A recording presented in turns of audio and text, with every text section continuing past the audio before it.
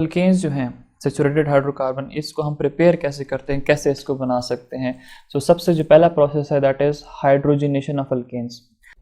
अस्सलाम वालेकुम dear student, this is Imran और आज की इस वीडियो में हम लोग हाइड्रोकार्बन चैप्टर नंबर 12 को डिस्कस करेंगे। This is the second video of this chapter hydrocarbon और इस वीडियो में हम लोग पढ़ेंगे अल्केन्स को, अल्केन्स की फ़िज़िकल और केमिकल प्रॉपर्टीज़ को देखेंगे और उसके साथ साथ हम प्रिपरेशंस को देखेंगे कि हम अल्केन्स को प्रिपेयर कैसे कर सकते हैं, कौन से मेथड्स हैं जिनके थ्रू हम अल्केन्स को प्रिपेयर कर सकते हैं। और इससे जो पहली वीडियो थी उसके अंदर हम लोगों ने हाइड्रोकार्बन की इंट्रोडक्शंस पढ़ी कि इंट्रोडक्शन में हमारे पास क्या होता है।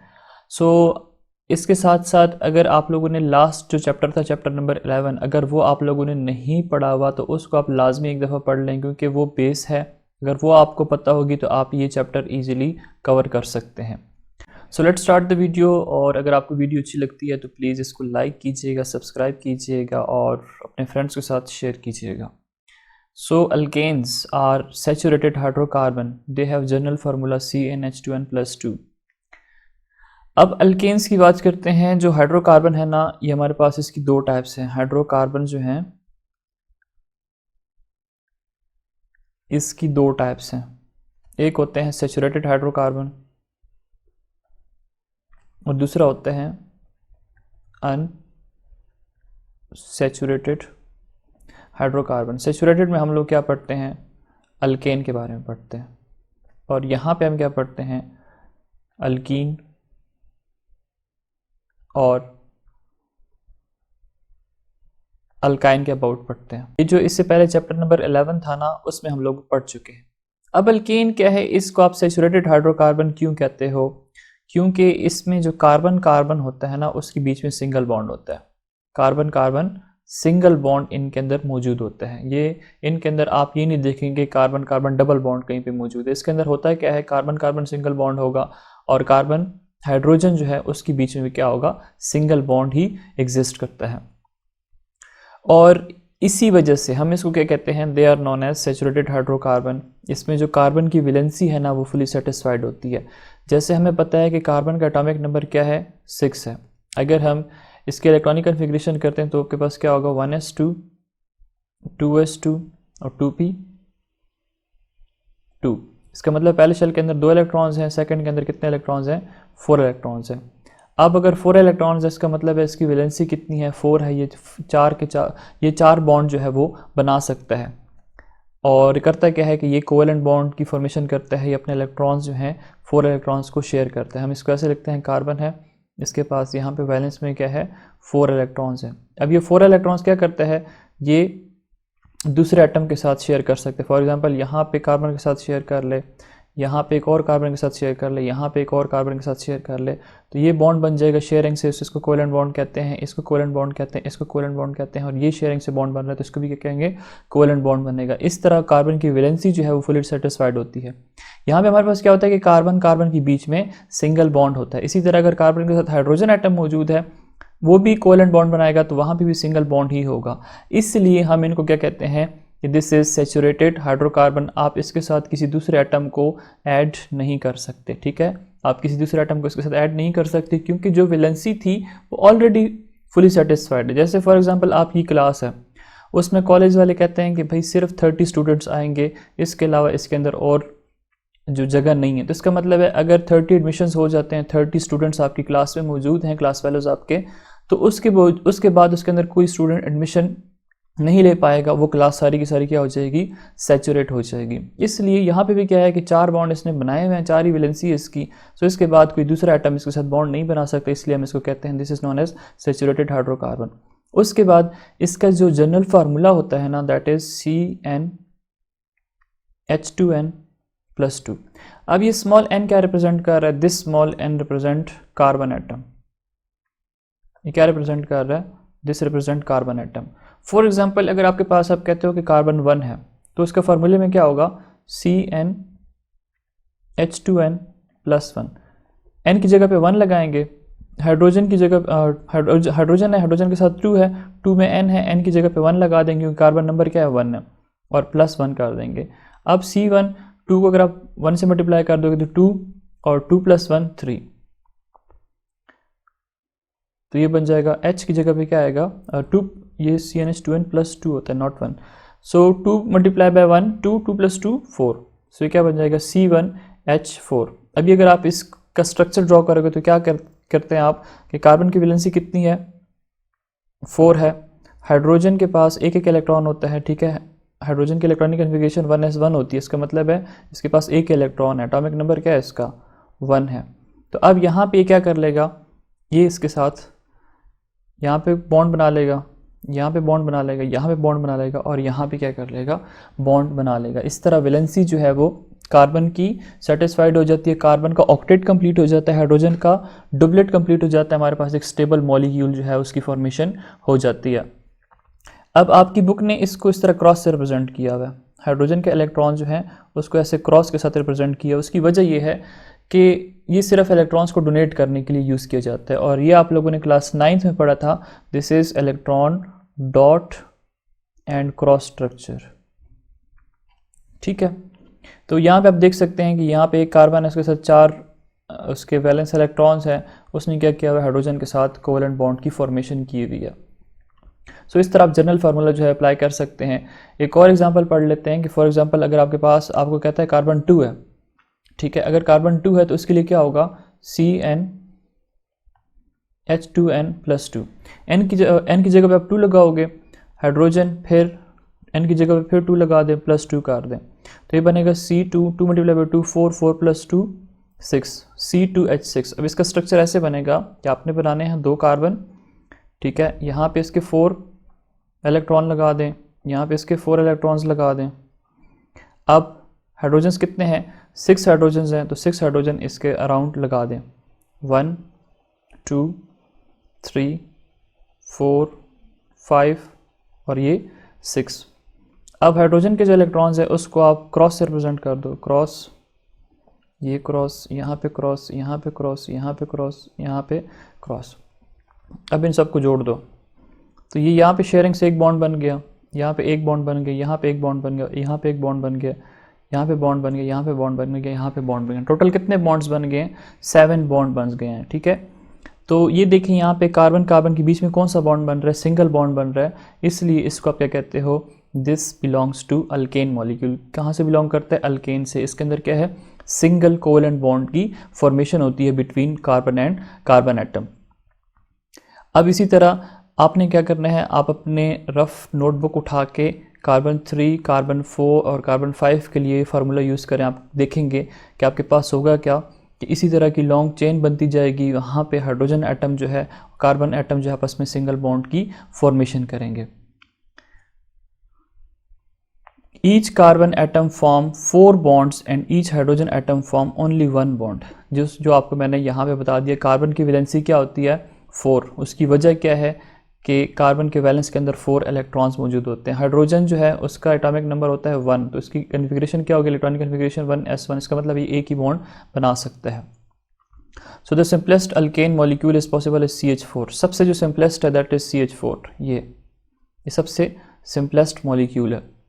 Methane is the main component of natural gas. अब ये जो CH4 है ना, CH4 को आप कहते हैं क्या हो, CH4 को आप कहते हो मीथेन. एक कार्बन को मेथ कहते हो, सारे सिंगल बॉन्ड है तो ANE लगा दी, मीथेन बन जाएगा. Electron dot cross structure of methane is as follow. ये मीथेन का electron dot and cross structure है. मैंने यहाँ पे भी मीथेन का स्ट्रक्चर ड्रॉ करके दे दिया. अब अगर एक कार्बन है तो मेथ बोलते हो, दो कार्बन है तो उसको एथ बोलते हो, सारे सिंगल बॉन्ड है तो क्या बन जाएगा, ANE, ईथेन बन जाएगा. इसी तरह 3 कार्बन अगर होंगे तो उसको प्रोप को कहते हो, सिंगल बॉन्ड होंगे तो उसको आप क्या कहोगे, प्रोपेन कह दोगे. अब ये स्ट्रक्चरल फार्मूला फॉर मीथेन. अब इनको कंबाइन कर लो तो आपके पास क्या बन जाएगा, ये इसका स्ट्रक्चरल फार्मूला बन जाता है. Recall that structural formula shows which atom are bonded to each other. अब यहाँ पे स्ट्रक्चरल फार्मूला ये बताता है कि कौन सा एटम कौन से दूसरे एटम के साथ बॉन्ड बना रहा है. जैसे यहाँ पे कार्बन ने बॉन्ड हाइड्रोजन के साथ बनाया हुआ है, यहाँ पे कार्बन ने हाइड्रोजन के साथ बॉन्ड बनाया हुआ है, यहाँ पे हाइड्रोजन के साथ, यहाँ पे हाइड्रोजन के साथ बॉन्ड बनाया हुआ है. किसने, कार्बन ने. The next member of alkane series is C2H6. C2H6 अभी आपको मैंने कराया, ये इथेन मॉलिक्यूल जो है इसी के अगला मॉलिक्यूल होगा इसी सीरीज का. और ये इथेन कैसे बनता है ये मैंने आपको यहाँ पे सिखा दिया। नेक्स्ट आपके पास है writing structural formula for an alkane, write structural formula propane. आपने क्या करना है, प्रोपेन का स्ट्रक्चरल फार्मूला लिखना है। तो स्ट्रक्चरल फार्मूले के लिए सबसे पहले आपको ये पता होना चाहिए कि प्रोप का मतलब क्या है। प्रोप का मतलब होता है 3 और ANE का मतलब है कि 3 कार्बन है उसके बीच में सिंगल बॉन्ड बना दें। तो ये एक कार्बन, ये दूसरा कार्बन, ये तीसरा कार्बन। अब कार्बन की वैलेंसी कितनी होती है 4, तो यहाँ 4 बॉन्ड लगा, इलेक्ट्रॉन लगा दें, यहाँ 4 इलेक्ट्रॉन्स लगा दें और यहाँ पे भी अब क्या कर दो 4 इलेक्ट्रॉन्स अटैच कर दो। उसके बाद अगर 3 कार्बन है तो उसके लिए जनरल फार्मूला आप निकालें, कैसे निकालेंगे, CnH2n+2। 3 कार्बन है C3 हो जाएगा, यहाँ पे n की जगह पे 3 हो जाएगा और ये 2, C3 और H2 मल्टीप्लाई बाई 3 6 + 2 8। इसका मतलब यहाँ पे आपने 8 हाइड्रोजन जो हैं वो अटैच करवाने हैं। तो एक हाइड्रोजन यहाँ पे लगा दें, एक यहाँ पे लगा दें, एक यहाँ पे लगा दें, एक यहाँ पे एक आएगा, एक यहाँ पे आएगा, एक यहाँ पे आएगा और एक यहाँ पे आएगा।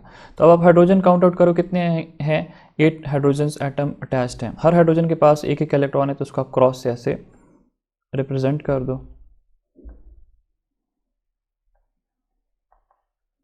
और इन सब को आपस में मिला दो। ये सिंगल बॉन्ड बन जाएगा, यहाँ पे सिंगल बॉन्ड बन जाएगा, यहाँ पे सिंगल बॉन्ड, यहाँ पे सिंगल, यहाँ पे सिंगल, यहाँ पे सिंगल, यहाँ पे सिंगल, यहाँ पे सारे के सारे क्या बन जाएंगे, सिंगल बॉन्ड की फॉर्मेशन हो जाएगी।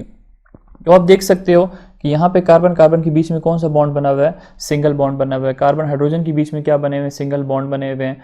तो ये आपके पास क्या है, this is alkane molecule. 3 carbon है तो प्रोप हो जाएगा, सारे सिंगल बॉन्ड है तो ये क्या बन जाएगा, ANE अटैच कर दें तो प्रोपेन का फार्मूला इस तरह बन जाएगा।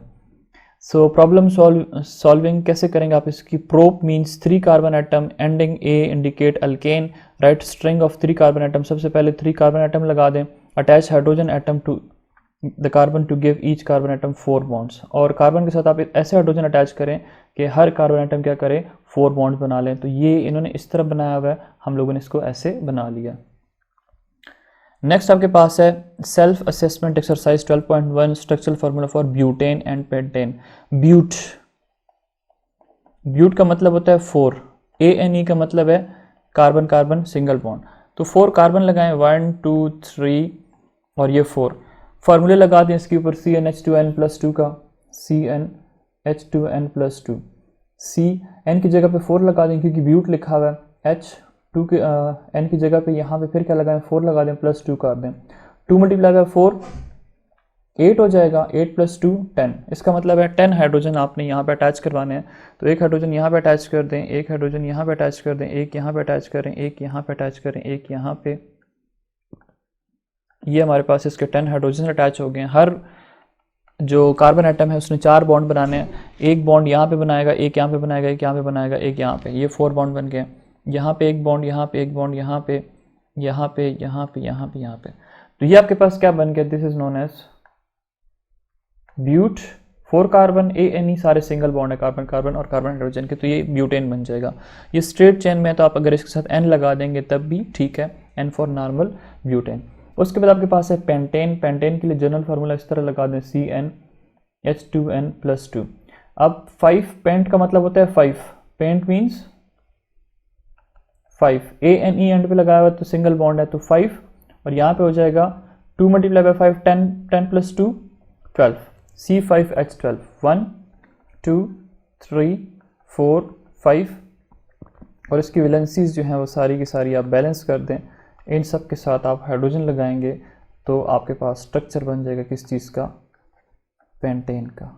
ये हाइड्रोजन्स ऐसे अटैच कर दें, ये आपके पास हो गया C5 और H12 इसके साथ हाइड्रोजन अटैच हो जाएंगे तो ये इसका नाम बनेगा pent. 5 carbon ANE single bond, N लगा दें स्ट्रेट चेन में तो N पेंटेन बन जाएगा। N लिखें या ना लिखें इससे फ़र्क नहीं पड़ेगा। Writing electron and dot structure for alkane. अब डॉट एंड क्रॉस स्ट्रक्चर आप कैसे लिख सकते हो ये भी आपको मैं बता चुका हूँ। राइट कार्बन एटम इन अ रो, सबसे पहले रो के अंदर कार्बन एटम लिखें। Show 4 electron by dot around each carbon atom, ठीक है। Arrange hydrogen atom around carbon atom so that each carbon is surrounded by 4 atom. Show valence electrons bye hydrogen by cross, connect atom by electron pair.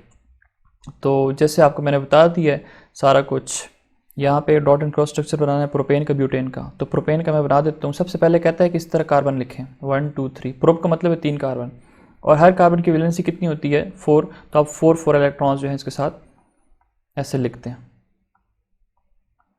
अब carbon की valency 4 है, उसके साथ आपने hydrogen attach करने हैं, तो हाइड्रोजन, एक हाइड्रोजन यहाँ पे लिखें, एक हाइड्रोजन यहाँ पे लिखें, एक यहाँ पे लिखें, एक यहाँ पे लिखें, एक यहाँ पे लिखें, एक यहाँ पे लिखें, एक यहाँ पे लिखें, एक यहाँ पे लिखें, और इनके इलेक्ट्रॉन्स जो है उनको क्रॉस के साथ आप ऐसे रिप्रेजेंट कर दें।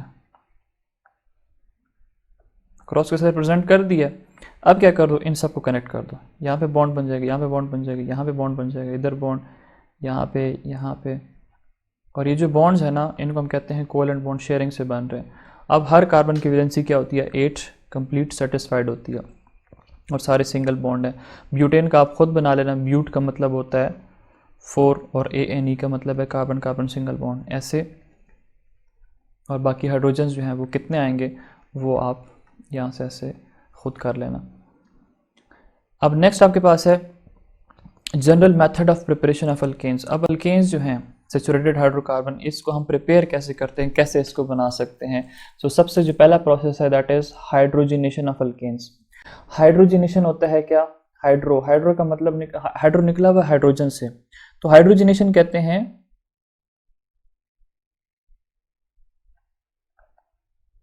हाइड्रोजनेशन की डेफिनेशन भी इस तरह होगी, addition of hydrogen, addition of hydrogen. किस चीज की, अल्कीन और अल्काइन की, तो हम लिखेंगे addition of hydrogen molecule across the double और ट्रिपल बॉन्ड या कोवेलेंट बॉन्ड।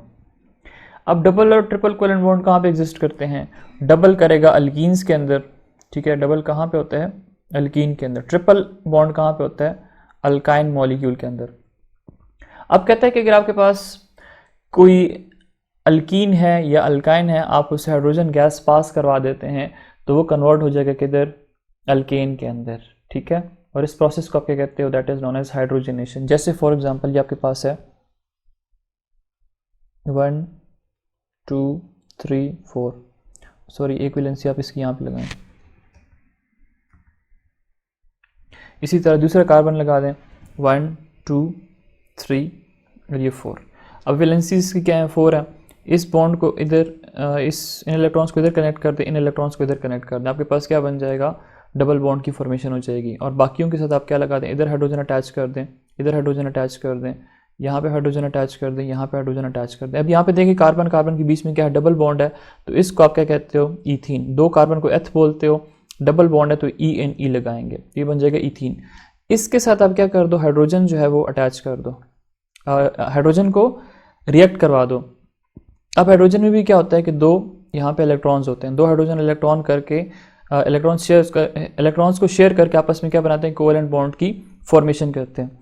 अब चूंकि आप क्लास 10th के हो, मतलब आप लोगों को इतना ज़्यादा नो हाउ नहीं है, तो इसका मैं सिंपल ट्रिक बता देता हूँ। सिंपल ट्रिक ये है कि देखें ये आपके पास क्या है, दिस इज़ अ बॉन्ड जिसमें दो इलेक्ट्रॉन्स होते हैं। याद रखें कि एक जो बॉन्ड होता है ना उसके अंदर दो इलेक्ट्रॉन्स होते हैं। आप यूं करो, ट्रिक बता रहा हूँ सिर्फ, कि ये जो आपके पास इलेक्ट्रॉन है इसको इस कार्बन की तरफ ले आओ, और ये जो इलेक्ट्रॉन है इसको इस कार्बन की तरफ ले आओ। तो इसी तरह ये जो हाइड्रोजन का इलेक्ट्रॉन है इसको इधर ले आओ, और ये जो हाइड्रोजन का इलेक्ट्रॉन है इसको यहाँ पे ले आओ। तो रिजल्टेंट आपके पास क्या बनेगा, कुछ इस तरह बन जाएगा ना।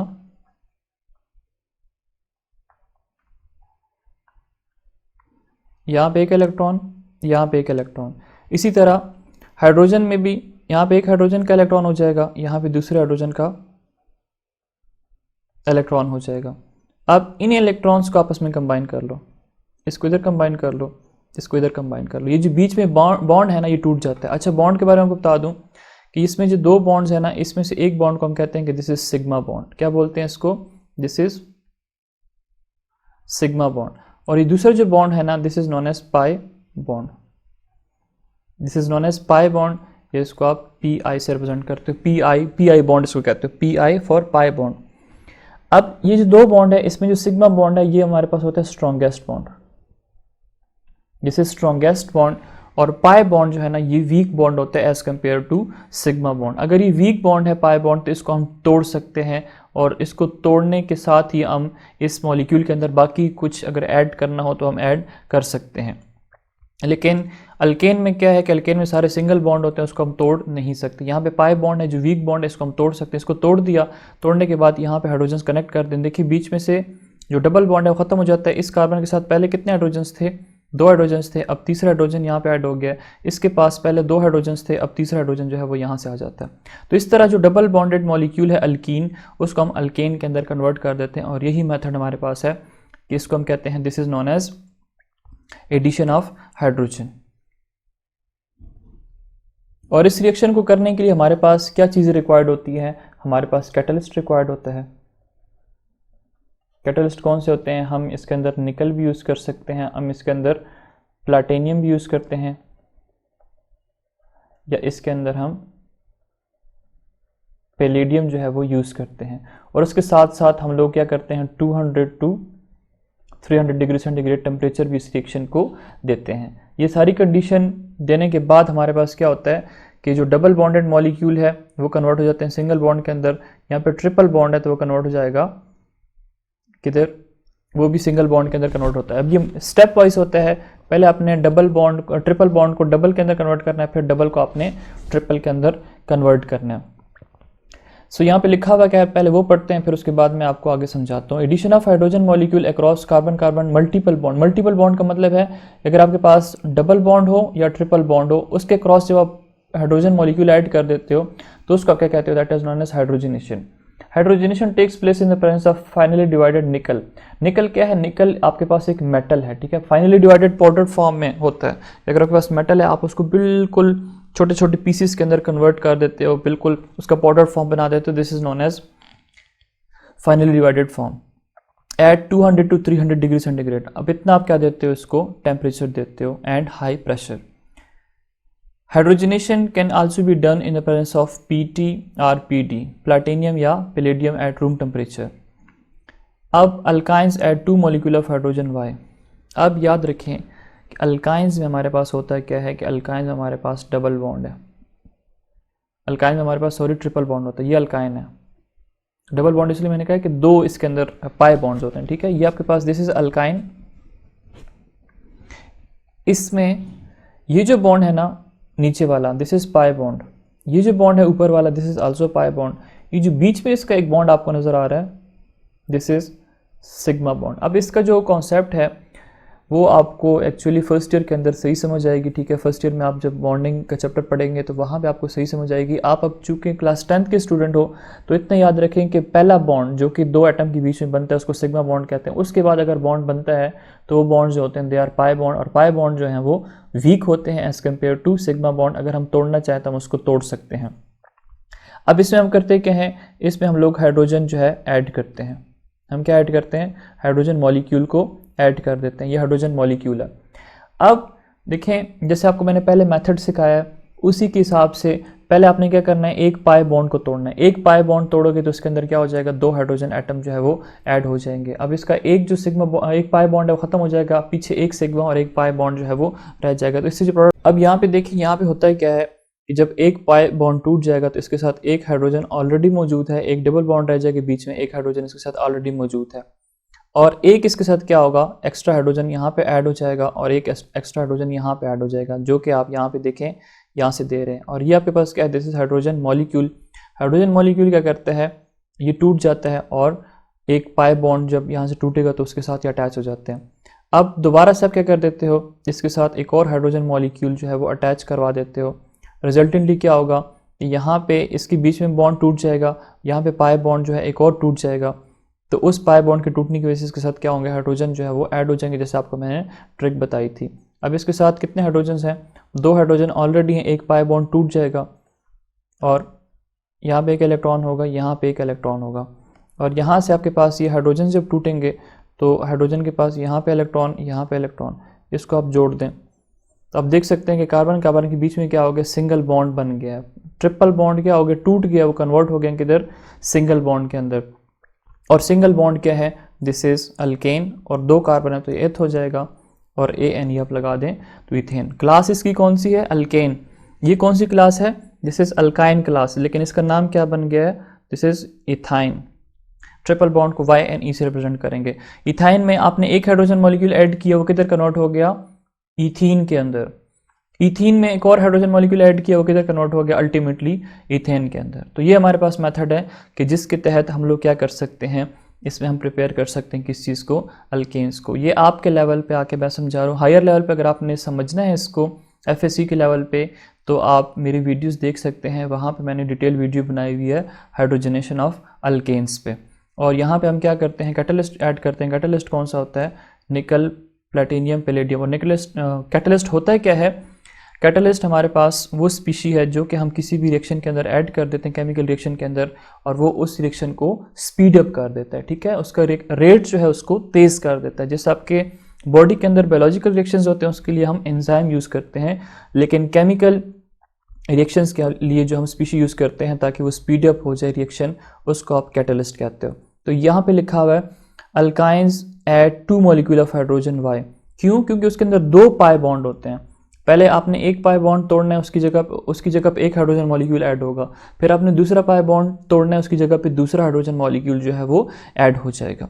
तो ये आपके पास क्या है? इथाइन को आपने पहले अल्कीन के अंदर कन्वर्ट कर दिया इथीन में, इथीन को फिर आप हाइड्रोजन मॉलिक्यूल ऐड करके इथेन के अंदर कन्वर्ट कर देते हो। और ये आपके पास क्या है? This is the method that you can prepare what? Alkanes. अब ये आपके पास है self assessment exercise. Self assessment exercise में क्या है? ये आपके पास प्रोपीन है, this is propene. 3 carbon atom है और एक इसके अंदर क्या है? डबल बॉन्ड है, तो इसको आप बेशक 1 प्रोपीन कर दें। इसमें आप हाइड्रोजन गैस पास कर दें तो एक पाई बॉन्ड जो है वो टूट जाएगा। एक पाई बॉन्ड की वजह से 2 हाइड्रोजन एटम जो है वो अटैच हो जाएंगे, तो आपके पास बन जाएगा CH3। यहाँ पे CH2 है ना अभी, लेकिन एक हाइड्रोजन आप इधर ऐड कर दोगे और एक हाइड्रोजन आप इधर ऐड कर दोगे, तो ये क्या बन जाएगा? This is propane. आपके पास क्या बनेगा? प्रोपेन। ये आपके पास क्या है? This is propyne, this is 1 propyne. इसमें क्या है? आपके पास ट्रिपल बॉन्ड है। ट्रिपल बॉन्ड में पहले एक बॉन्ड टूटेगा तो ये कन्वर्ट हो जाएगा किस तरह? CH3 C double bond CH2। यहाँ पे एक हाइड्रोजन जो है वो अटैच हो जाएगा। उसके बाद दूसरा हाइड्रोजन जो है इसे पास करवा दें तो आपके पास क्या बनेगा? दूसरा पाई बॉन्ड जो है वो टूट जाएगा और आपके पास ये बनेगा CH3 CH2 और ये CH3 बन जाएगा, ठीक है। जहाँ से आप पाई बॉन्ड तोड़ोगे उससे कि दोनों कार्बन पे आप एक एक हाइड्रोजन जो है वो अटैच कर दोगे, तो इससे आपके पास क्या बन जाएगा? प्रोपेन बन जाएगा। आई होप सो आपको समझ आ गई होगी। मैं भी आपको क्लास 10 के लेवल पे आके ही पढ़ा रहा हूँ। सो अगर आपने इसका मैकेनिज्म देखना है प्रॉपर, तो वो क्या है कि आप मेरी बाकी वीडियोस देख सकते हैं। सेकेंड ईयर केमिस्ट्री की वीडियोस मैंने बनाई हुई हैं, अपलोड की हुई हैं, तो आप वहाँ से इसको सीख सकते हैं कि एक्चुअली होता कैसे है। नेक्स्ट जो मेथड है that is reduction of alkyl halides. अब अल्काइल हैलाइड जैसे आपको मैंने फंक्शनल ग्रुप पढ़ाया था लास्ट चैप्टर में, उसमें मैंने आपको बताया था कि अगर आपके पास R ग्रुप है उसको आप हेलोजन के साथ अटैच कर दें X के साथ। X क्या है? फ्लोरीन है या क्लोरीन है या आपके पास ब्रोमीन है या आयोडीन है, तो इनको आप क्या कहते हो? हेलोजेंस। अब इन्हीं हेलोजेंस को अगर आप अल्काइल ग्रुप के साथ अटैच करते हो तो उन मॉलिक्यूल्स को क्या कहते हो? They are known as alkyl halide. अब आपने क्या करना है? रिडक्शन करनी है। रिडक्शन में आप क्या करते हो? Addition of hydrogen. Reduction versus oxidation आप लोगों ने क्लास 9th में पढ़ा था। रिडक्शन में आप एडिशन करते हो किस चीज़ को? Addition of hydrogen. और यहाँ पे क्या करते हो? Removal of hydrogen. यहाँ पे आप एडिशन ऑफ ऑक्सीजन करते हो, एडिशन ऑफ ऑक्सीजन। यहाँ पे आप क्या करते हो? रिमूवल ऑफ ऑक्सीजन करते हो। ये बेसिक डेफिनेशन है कुछ रिडक्शन की और ऑक्सीडेशन की। तो यहाँ पे आपने करना क्या है कि अल्काइल हैलाइड का मॉलिक्यूल लेना है, उसके अंदर आपने हाइड्रोजन जो है वो ऐड करवाना है। तो इस मेथड को आप क्या कहते हो? This is known as reduction of alkyl halide. When alkyl halide is treated with zinc in the presence of aqueous acid. Aqueous acid क्या होता है? वो एसिड जिसका आप सोल्यूशन लेते हो वाटर के अंदर। एक्वस होता है वाटर का सोल्यूशन, ठीक है। एक्वस क्या है? वाटर। अगर आप एसिड को वाटर के अंदर डिसॉल्व करोगे तो उसको आप एक्वस एसिड सोल्यूशन कहोगे। An alkene is produce. कहता है कि अगर आप अल्काइल हैलाइड को ट्रीट करते हो zinc in the presence of hydrochloric acid जो कि एक्वस में मौजूद है, तो आपके पास क्या बनता है? You get alkane. Usually aqueous solution of HCl और एसिटिक एसिड इज़ यूज, कि आप जो एसिड यूज़ करते हो वो या तो आप हाइड्रोक्लोरिक एसिड यूज़ करते हो HCl, या आप एसिटिक एसिड यूज़ करते हो। ये जो आपके पास एसिड है ना, this is known as acetic acid. Zinc react with aqueous acid to liberate, liberate का मतलब होता है निकालना, ठीक है, प्रोड्यूस करना, produce atomic hydrogen called nascent hydrogen, nascent hydrogen reduces alkyl halide, addition of nascent hydrogen is called reduction. अब इसमें होता क्या है, इसको हम अलग से कर लेते हैं। इसमें हमें पता है कि हम लेते हैं अल्काइल हैलाइड, और अल्काइल हैलाइड में हम यहाँ पे ले लेते हैं इस चीज़ को, this is known as methyl chloride, जैसे आपकी बुक ने लिया हुआ है मिथाइल क्लोराइड। अगर आपकी बुक में यहाँ पे CH4 इस तरह लिखा हुआ है CH4Cl, तो इसको करेक्ट कर लेंगे, आपके पास होगा CH3Cl, कार्बन की वैलेंसी 4 है, आप इसकी 5 वैलेंसी नहीं लिख सकते। कहता है कि आपने क्या करना है, इसको रिएक्ट करवाना है किसी के साथ, नेसेंट हाइड्रोजन के साथ, और ये रिएक्शन किसकी प्रेजेंस में होता है, जिंक और HCl, और HCl आपने कौन सा लेना है, एक्वस फॉर्म में। एक क्यों आपकी बुक में छोटा सा लिखा होता है, ये हम यूज़ करते हैं किस लिए, एक्वस के लिए। एक्वस कौन सा है, एसिड का सोल्यूशन वाटर के अंदर। तो कहता है इससे आपके पास क्या बनेगा, इससे आपके पास CH4 बन जाएगा, और साथ में आपके पास दूसरा प्रोडक्ट जो बनेगा वो क्या होगा, H और Cl आप लिखते हैं। अब कहता है कि सबसे पहले ये होता है कि जिंक रिएक्ट कर जाता है एक्वस एसिड के साथ, तो इससे आपके पास क्या बनते हैं, you will get zinc chloride, और साथ में आपके पास क्या बनता है, नेसेंट हाइड्रोजन जो है वो बन जाता है। अब ये नेसेंट हाइड्रोजन क्या करता है, this is known as nascent hydrogen, या इसको आप एटॉमिक हाइड्रोजन भी कहते हो। ये बहुत ज़्यादा रिएक्टिव होता है, इसको आपने क्या करना है, इसके साथ ट्रीट कर देना है। ये क्या करता है, यहाँ से जो क्लोरीन है उसको निकाल देता है, ठीक है, इसको यहाँ से रिमूव कर देता है, और उसकी जगह पे आप आके खुद अटैच हो जाता है। अब देखिए, दो आप हाइड्रोजन ऐड कर रहे हो ना, एक हाइड्रोजन जो है वो Cl के साथ मिलकर क्या बना लेगा, H, और Cl मिलकर क्या बना लेंगे, हाइड्रोक्लोरिक एसिड बना लेंगे, HCl बना लेंगे। दूसरा जो हाइड्रोजन है यहाँ पे वो क्या करेगा, यहाँ पे क्लोरीन की जगह पे अटैच हो जाएगा, तो उस वजह से आपके पास क्या बन जाएगा, CH4 बन जाएगा, और इसी को आप क्या कहते हो, this is known as reduction of alkyl halide, this is known as reduction of alkyl halide. ये आपके पास अल्काइल हैलाइड है, जिसको आप कहते हो मिथाइल क्लोराइड। ये आपके पास नेसेंट हाइड्रोजन है, ये जिंक है इन the presence of aqueous hydrochloric acid, ये बना रहे हैं क्या चीज़, मीथेन। और हम मेथड किस चीज़ के पढ़ रहे हैं, method of preparation of alkanes, तो ये आपके पास मीथेन बन रहा है, ये आपके पास हाइड्रोक्लोरिक एसिड है, दिस इज HCl। सो इसको आप क्या कहते हो, दिस इज, यहाँ पे आप इसके अंदर आपने क्या ऐड किया है, हाइड्रोजन ऐड किया है, इसलिए आप इसको कहते हो रिडक्शन।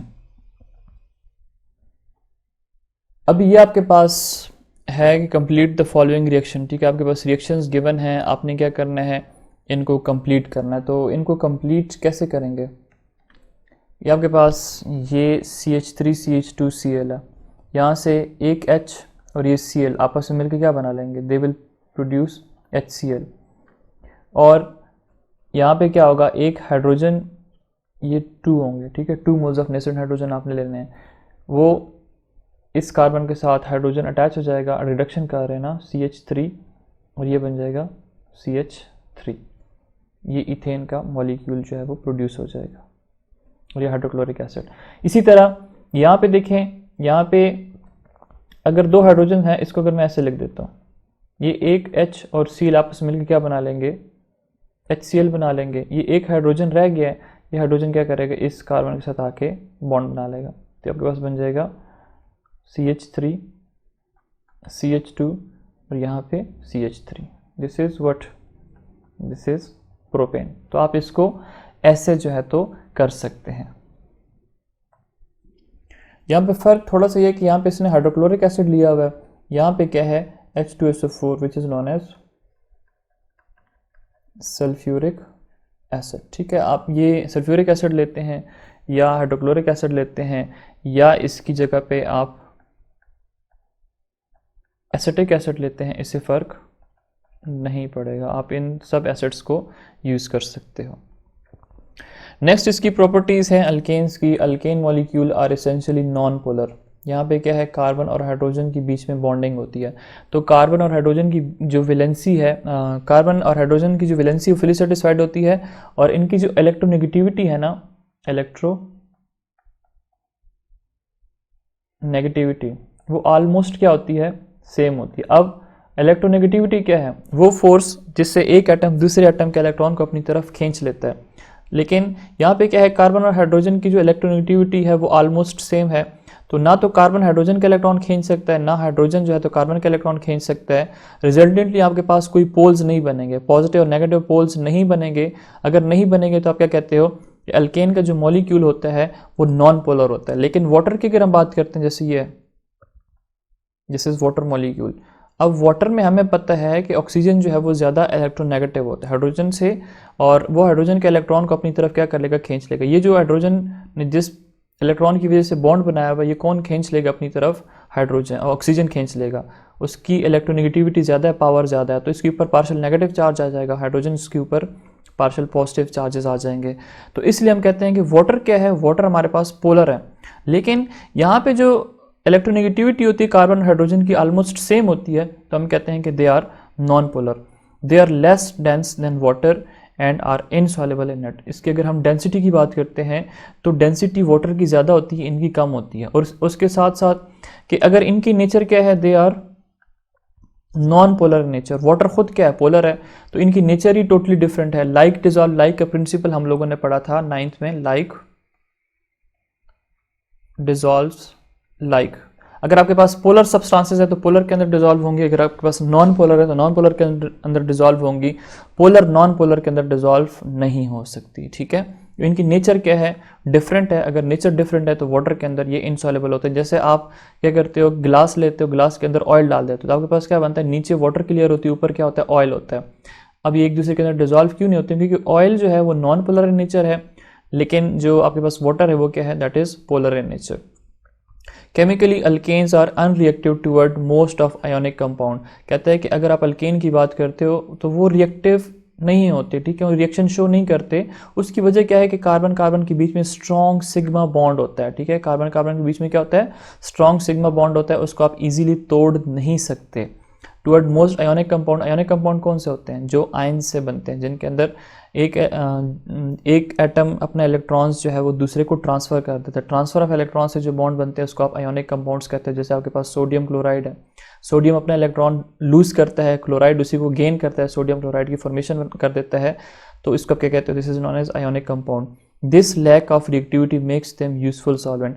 अब ये किसी दूसरे एटम के साथ या एलिमेंट के साथ रिएक्शन नहीं करते, सो इसलिए हम इसको यूज़ कर सकते हैं एज अ सॉल्वेंट। हम इसको यूज़ कर सकते हैं एज अ सॉल्वेंट। सॉल्वेंट क्या होता है, वो पार्ट है सॉल्यूशन का जिसको हम ग्रेटर अमाउंट में लेते हैं। ठीक है, वो पार्ट जिसको हम ग्रेटर अमाउंट में लेते हैं सॉल्यूशन में, उसको आप सॉल्वेंट कहते हो। जो लेस अमाउंट में लेते हो उसको आप सॉल्यूट कहते हो। जैसे आप शरबत बनाते हो, शरबत के अंदर आप क्या ऐड करते हो, पानी बहुत सारा लेते हो, उसके अंदर थोड़ा सा शुगर ऐड करते हो, थोड़ा सा उसके अंदर जामिश्री ऐड कर देते हो, और थोड़ा सा उसके अंदर लेमन ऐड कर देते हो।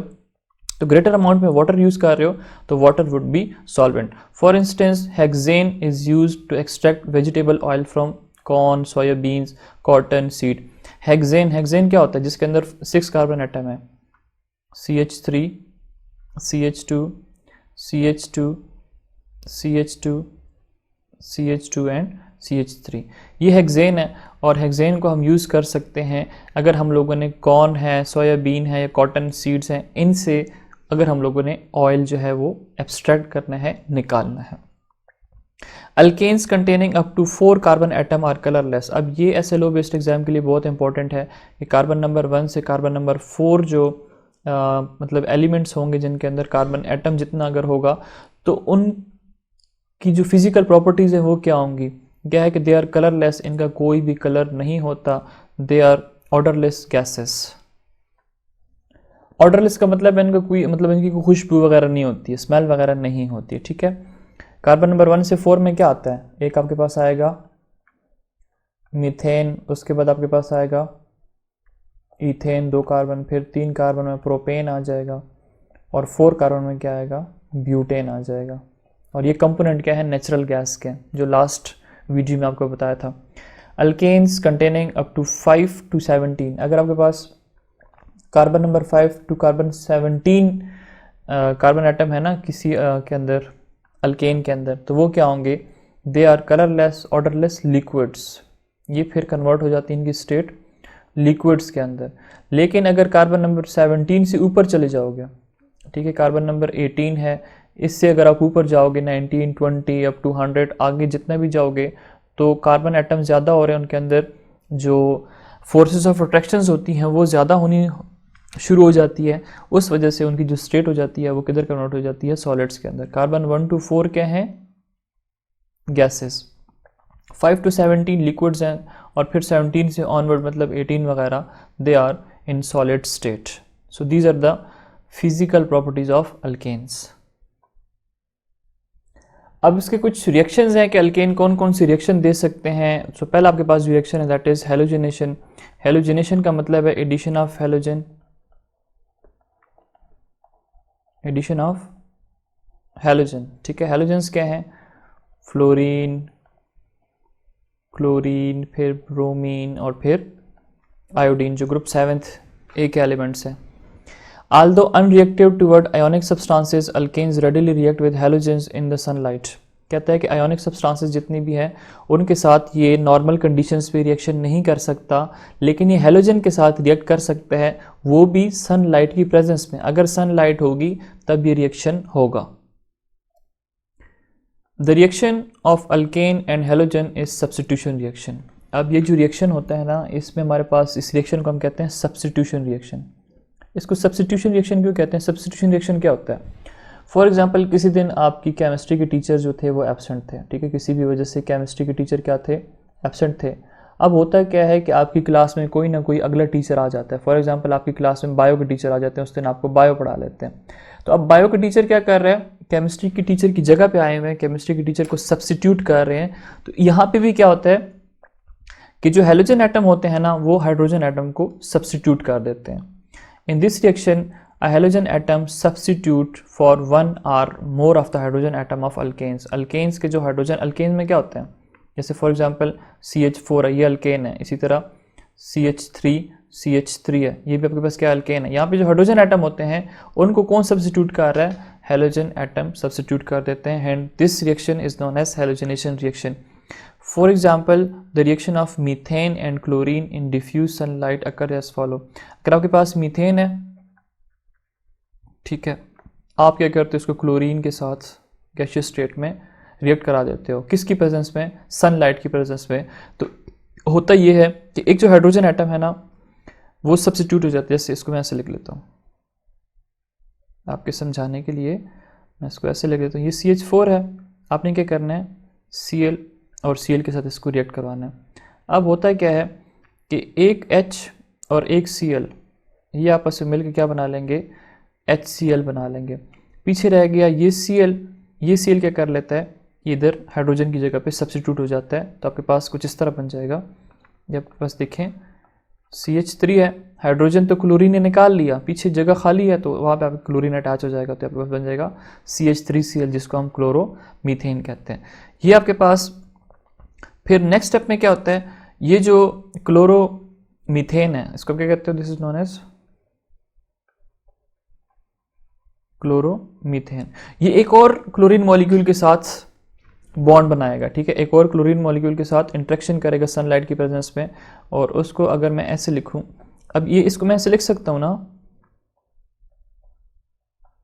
ये आपके पास क्या बन गया, CH3Cl, इसको आप क्लोरीन के साथ रिएक्ट करवा दें। तो यहाँ पे H और ये Cl आपस में मिलकर क्या बना लेंगे, HCl बना लेंगे। ये Cl यहाँ पे इसके साथ अटैच हो जाएगा, जिस तरह ये आपके पास है, यहाँ पे क्लोरीन है, यहाँ पे क्लोरीन, दिस इज Cl, ठीक है, ये हाइड्रोजन है।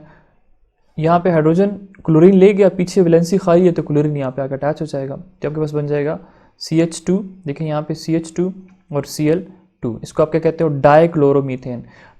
क्लोरोमीथेन का मतलब है इसके साथ एक क्लोरीन एटम अटैच्ड है, और CH3 मीथेन से निकला है, तो ये मिथाइल है ना, तो ये आपके पास मीथेन बन जाता है।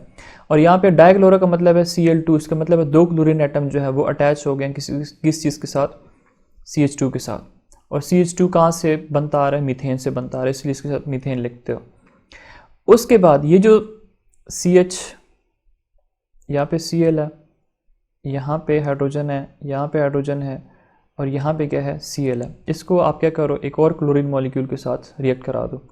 अगेन यहाँ पे क्या होगा, सब्स्टिट्यूशन रिएक्शन है, H और Cl आपस में मिलकर क्या बना लेंगे, HCl बना लेंगे। यहाँ पे एक वैलेंसी खाली, यहाँ पे क्लोरीन लगा दें तो क्या बन जाएगा, CHCl3। इसको क्या कहते हो, ट्राइक्लोरोमीथेन, और इसको कहते हैं क्या हो, क्लोरोफॉर्म। अगले स्टेप में दोबारा से आप क्या कर दो, ये जो एक हाइड्रोजन रह गया उसके साथ भी Cl अटैच हो जाएगा तो HCl बना लेगा और ये पीछे रह जाएगा कार्बन टेट्राक्लोराइड। तो इसको क्या कहते हैं, दिस इज नोन एज टेट्राक्लोरोमीथेन, या इसको हम कार्बन टेट्राक्लोराइड भी कहते हैं। टेट्रा का मतलब होता है 4, ट्राई का मतलब होता है 3। यहाँ पे 3 क्लोरीन एटम है तो ट्राई आ गया, यहाँ पे 4 क्लोरीन एटम है तो यहाँ पे टेट्रा आ जाएगा, और कार्बन टेट्राक्लोराइड भी इसको कहते हैं। कार्बन की वजह से है, टेट्राक्लोराइड इसका मतलब 4 टाइम के साथ क्लोरीन एटम अटैच्ड है। अब ये सारे के सारे रिएक्शन होते हैं किसकी फॉर्म प्रेजेंस में, डिफ्यूज सनलाइट की प्रेजेंस में। In direct sunlight the reaction of methane with chlorine is explosive and form carbon and HCl। अब ये SLO बेस्ड एग्जाम के अंदर आ सकता है कि अगर आप डिफ्यूज सनलाइट में क्लोरीन के साथ रिएक्शन कराओगे तब क्या बनेगा, या अगर आप डायरेक्ट सनलाइट की प्रेजेंस में रिएक्ट कराओगे तब क्या होगा। अगर आप मीथेन को डायरेक्ट सनलाइट की प्रेजेंस में रिएक्ट कराते हो क्लोरीन के साथ तो आपके पास कार्बन बनेगा और साथ में हाइड्रोक्लोरिक एसिड्स बन जाएंगे। 4 मोल्स क्या बन जाएंगे, हाइड्रोजन क्लोराइड। इसको आप हाइड्रोजन क्लोराइड भी कहते हो, हाइड्रोजन क्लोराइड भी कहते हो, या इसको आप हाइड्रोक्लोरिक एसिड भी कहते हो। आप लोगों ने कंफ्यूज नहीं होना, ये ना कि आप कहें कि टीचर बार बार कह रहा है कभी हाइड्रोजन क्लोराइड कभी हाइड्रोक्लोरिक एसिड, दोनों ठीक है। अगर आपके पास डायरेक्ट सनलाइट होगी तब क्या होगा कि ये जो रिएक्शन होगी बहुत ज़्यादा एक्सप्लोसिव होगा। एक्सप्लोसिव मतलब धमाका टाइप जो हो जाता है ना, तो रिएक्शन बहुत फास्ट होता है। तो ये जो मीथेन है इसके साथ रिएक्ट करके क्या बना लेगा, कार्बन एटम बना लेगा और साथ में HCl की फॉर्मेशन कर लेगा। The chlorination of methane usually proceed a mixture of products. जब आप क्लोरिनेशन करते हो, क्लोरिनेशन का मतलब है एडिशन ऑफ क्लोरीन, अब मीथेन के अंदर क्लोरीन ऐड कर दो तो आपके पास क्या कहता है कि मिक्सचर ऑफ प्रोडक्ट बनते हैं। मिक्सचर ऑफ प्रोडक्ट बनते हैं ना, देखो क्लोरोमीथेन बनता है, डाइक्लोरोमीथेन बनता है, ट्राइक्लोरोमीथेन बनता है, टेट्राक्लोरोमीथेन बनता है। इसलिए वो क्या कह रहे हैं कि मिक्सचर ऑफ प्रोडक्ट्स जो हैं वो ऑब्टेन होते हैं। The trend in reactivity of halogen within alkane is as follow. Trend क्या है, फ्लोरीन बहुत ज़्यादा फास्ट रिएक्शन करता है, इतना फास्ट, इतना धमाका करता है कि आप इसको कंट्रोल नहीं कर सकते। आयोडीन बहुत ज़्यादा बहुत ज़्यादा, इसका एटॉमिक साइज़ बहुत बड़ा है तो बहुत स्लो जो है वो रिएक्शन करता है, ऑर्डिनरी कंडीशन पे रिएक्ट नहीं कर सकता। तो हम नॉर्मली कौन सा पढ़ते हैं, क्लोरीन और ब्रोमीन को। MCQ पॉइंट ऑफ व्यू से इस चीज़ को याद कर लें, फ्लोरीन की रिएक्टिविटी बहुत ज़्यादा होती है जब हम हेलोजिनेशन ऑफ अल्केन्स पढ़ते हैं। आयोडीन बहुत स्लो रिएक्ट करेगा। फ्लोरीन रिएक्ट एक्सप्लोसिवली, एक्सप्लोसिव का मतलब जब रिएक्शन करता है तो धमाका हो जाता है। Chlorine react slowly in dark eight room temperature but rapidly in strong sunlight. अब हम डिफ्यूज़ का मतलब है कि जब आपके पास डार्क रूम के अंदर कोई रिएक्शन होता है, ठीक है, डार्क रूम के अंदर जहाँ पे अंधेरा जो होता है थोड़ा सा होता है, और क्लोरीन को अगर आप रिएक्ट कराओगे डार्क टेम्परेचर पे तो आपके पास मिक्सचर ऑफ प्रोडक्ट बनेंगे, ठीक है, स्लो रिएक्शन होगा। लेकिन अगर आप इसको डायरेक्ट सनलाइट में बाहर ले जाएंगे तो तब क्या होगा, एक्सप्लोसिव रिएक्शन करेगा और आपके पास कार्बन और हाइड्रोक्लोरिक एसिड्स बनेंगे। Bromine is less reactive than chlorine and require high temperature और स्ट्रॉन्ग सनलाइट। अगर हम ब्रोमीन की बात करते हैं तो ब्रोमीन की रिएक्टिविटी जो है क्लोरीन से ज़रा कम होती है और उसके लिए हमें ज़्यादा टेम्परेचर चाहिए होता है और स्ट्रॉन्ग सनलाइट की ज़रूरत होती है। और आयोडीन जो है वो इतना बड़ा है कि वो इसके साथ रिएक्शन नहीं करता, ठीक है। ऑर्डिनरी हमारे पास क्या है, उसका एटॉमिक साइज बड़ा है, तो आयोडीन इज एसेंशियली अनरिएक्टिव। सो ये आपके पास था हेलोजिनेशन जो आपके लेवल का है। अदरवाइज अगर आप इसको पढ़ना चाहते हैं तो पे जाएं, वहाँ पे आपको फ्री रेडिकल सब्स्टिट्यूशन रिएक्शन मिल जाएगा, वहाँ पे आप इसका मैकेनिज्म सीख सकते हैं। Combustion, a reaction of a substance with oxygen or air that causes a rapid release of heat and appearance of flame is called combustion। अब combustion में क्या होता है कि आप करते क्या हो, कोई भी हाइड्रोकार्बन लेते हो, उसके साथ ऑक्सीजन या एयर का रिएक्शन कर देते हो और वो कन्वर्ट हो जाता है किधर, कार्बन डाइऑक्साइड के अंदर और वाटर वेपर्स के अंदर। इस प्रोसेस को आप क्या कहते हो, this process is known as process of combustion. A reaction of a substance with oxygen या air that causes rapid release। यहाँ पे हीट एनर्जी क्या होती है, रिलीज होती है, ये याद रखें। यहाँ पे हीट एनर्जी क्या होती है, रिलीज होती है। और अपीयरेंस ऑफ फ्लेम कहता है कि जब आप एक हाइड्रोकार्बन लेते हो और उसके साथ रिएक्शन करवाते हो एयर की या ऑक्सीजन की, तो अगर आपके पास फ्लेम की अपीयरेंस होती है और वहाँ पे एनर्जी रिलीज़ होती है, तो इस रिएक्शन को आप कंबस्शन कहते हो। कंबस्शन के दो टाइप्स हैं, एक आपके पास होता है कंप्लीट कंबस्शन और दूसरा होता है इनकम्प्लीट कंबस्शन। अगर आपके पास ऑक्सीजन जो है वो ज़्यादा अमाउंट में मौजूद है तो आपके पास कंप्लीट कंबस्शन होगी, और अगर आपके पास ऑक्सीजन लेस अमाउंट में मौजूद है तो फिर आपके पास कार्बन डाइऑक्साइड नहीं बनेगा, बल्कि आपके पास क्या बनेगा, कार्बन मोनोऑक्साइड बनेगा, जो कि बहुत ज़्यादा टॉक्सिक है। So complete combustion of alkane produces carbon dioxide, क्या बनाता है, कार्बन डाइऑक्साइड बनाता है, वाटर वेपर बनाता है और हीट जो है वो रिलीज होती है। Most of alkane burn with blue flame. अब ये आपके पास क्या है, एमसीक्यू पॉइंट ऑफ व्यू से इसको याद रखें कि most of alkane burn with blue flame, कि जो अल्केन की आप बर्निंग करते हो तो वो कौन सा कलर देगा, it will produce blue flame. For example following reaction occur, अगर आपके पास अल्केन की बात करते हैं, मीथेन की कंबस्शन करो, ऑक्सीजन के साथ इसको रिएक्ट कराओ, कार्बन डाइऑक्साइड बनेगा, वाटर बनेगा और हीट एनर्जी यहाँ से रिलीज होगी, तो इसका मतलब है this is a complete combustion. Lighter alkanes are widely used as a fuel. अब अगर जिनका मतलब एटॉमिक मैस कम है तो उनको हम यूज़ करते हैं किस चीज़ के लिए, एज अ फ्यूल। फ्यूल क्या है, जैसे आपके पास पेट्रोलियम मसनूआत है, जैसे आप गाड़ियाँ चलाते हो एनर्जी पर्पजेस के लिए, जिससे आप सर्दी के अंदर हीटर लगाते हो रूम में, तो इसको यूज़ किया जाता है as a fuel. Their combustion can be control, ठीक है। जो लाइटर अल्केन्स होते हैं अगर उनकी कंबस्शन होती है, वो बर्निंग करते हैं, तो उसको आप कंट्रोल कर सकते हो। They produce large amount of heat पर ग्राम। अगर आप इसकी हीट की बात करते हैं तो हीट बहुत ज़्यादा प्रोड्यूस करते हैं। तो आपके पास नेचुरल गैस है, अब हीटर है ना, हीटर के आप कितने करीब बैठ सकते हैं, ज़्यादा करीब आप बैठ नहीं सकते क्योंकि बहुत ज़्यादा एनर्जी वो प्रोड्यूस करते हैं। दे आर चीप, चीप का मतलब होता है सस्ते एंड रेडली अवेलेबल, कि जो लाइटर अल्केन्स है वो हमारे पास क्या है, ईजिली अवेलेबल होते हैं मार्केट में। इनकम्प्लीट कंबस्शन, जैसे आपको मैंने बताया है कि वहाँ पे ऑक्सीजन की सप्लाई क्या होती है, लिमिटेड होती है। लिमिटेड का मतलब कम सप्लाई होती है। एक्सेस, यहाँ पे क्या होता है कि ऑक्सीजन की सप्लाई एक्सेस में होती है, बहुत ज़्यादा ऑक्सीजन होती है तो हाइड्रोकार्बन के साथ इजीली बर्न करके कार्बन डाइऑक्साइड में कन्वर्ट हो जाते हैं। लेकिन यहाँ पे ऑक्सीजन कम होती है, ऑक्सीजन पहले ही ख़त्म हो जाती है, तो बाकी जो मीथेन है वो कन्वर्ट होगा किधर, कार्बन मोनोऑक्साइड के अंदर और कार्बन के अंदर। जैसे CO को हम क्या कहते हैं, कार्बन मोनोऑक्साइड, और ये क्या है, दिस इज कार्बन। यहाँ पे क्या, वाटर वेपर्स ऑब्टेन हो जाते हैं। सो उसके बाद आपके पास क्या है, यूजेज ऑफ मीथेन। मीथेन में क्या है, methane is use as a domestic fuel. Domestic का मतलब जो घर में हम यूज़ करते हैं, जैसे आपके पास सुई गैस है। फ्यूल फॉर ऑटोमोबाइल्स, ऑटोमोबाइल्स गाड़ियों को कहते हैं। जैसे आपके पास CNG है, CNG से बनता है compressed natural gas to manufacture urea fertiliser. Urea fertiliser में क्या होता है, NH2 C double bond O NH2, ये आपके पास यूरिया है। अब फर्टिलाइज़र्स क्या होते हैं, फर्टिलाइज़र्स खादों को कहते हैं जो आप क्रॉप्स के अंदर ऐड करते हो ताकि सॉइल की फर्टिलिटी ज़्यादा हो, आपके पास क्रॉप्स की ज़्यादा प्रोडक्शन हो, इसको हम कहते हैं फर्टिलाइज़र। सो स्टूडेंट्स, ये आपके पास था अल्केन। अगली वीडियो में हम अल्कीन्स पढ़ेंगे। अगर आपको वीडियो अच्छी लगी है तो प्लीज़ वीडियो को लाइक, सब्सक्राइब और अपने फ्रेंड्स के साथ शेयर ज़रूर कीजिए। Thanks for watching.